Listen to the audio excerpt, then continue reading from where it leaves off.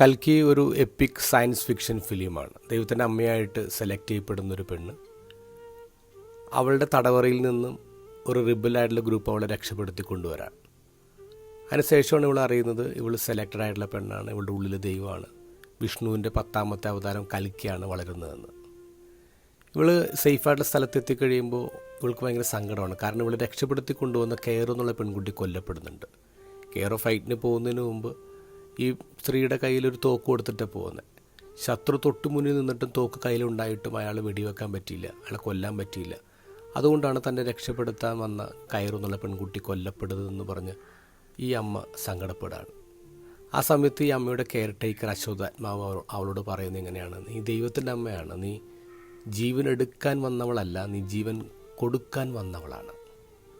ഇന്നത്തെ ഗോസ്പലിൽ നമ്മൾ കാണുന്നു, ഈശോനെ കൊല്ലാൻ വേണ്ടി ഫരിസേയരിങ്ങനെ പ്ലോട്ട് ഉണ്ടാക്കുമ്പോൾ ഈശോ അവിടെ നിന്ന് പിൻവാങ്ങാണ്. ഇതിനു മുമ്പ് ഈശോ ഇങ്ങനെ പിൻവാങ്ങിയിട്ടുണ്ട്. സ്നാപയോഹന്നാൻ കൊല്ലപ്പെട്ടപ്പോൾ ഗലീലിലേക്ക് ഈശോ പിൻവാങ്ങിയെന്നാണ് പറയാം.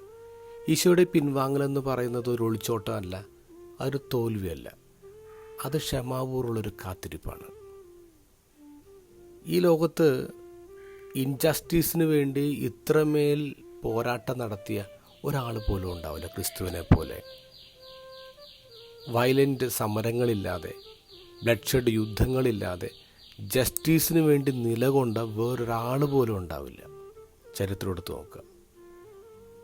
ഇന്നത്തെ ഗോസ്പലിലെ യെശയ്യാ പ്രവാചകനെ കോട്ട് ചെയ്തിട്ട് സുവിശേഷകൻ സംസാരിക്കുന്നത് അത്തരം കാര്യത്തെക്കുറിച്ചാണ്. ഈ വയലൻ്റ് അല്ലാത്ത യുദ്ധങ്ങൾ, ബ്ലഡ് ഷെഡ് ഇല്ലാത്ത സമരങ്ങൾ നടത്തിയ ആളാണ് ഈശോ എന്ന് പറയുക. ശത്രുക്കൾക്ക് പോലും പ്രതീക്ഷ കൊടുക്കുന്ന ഈശോ.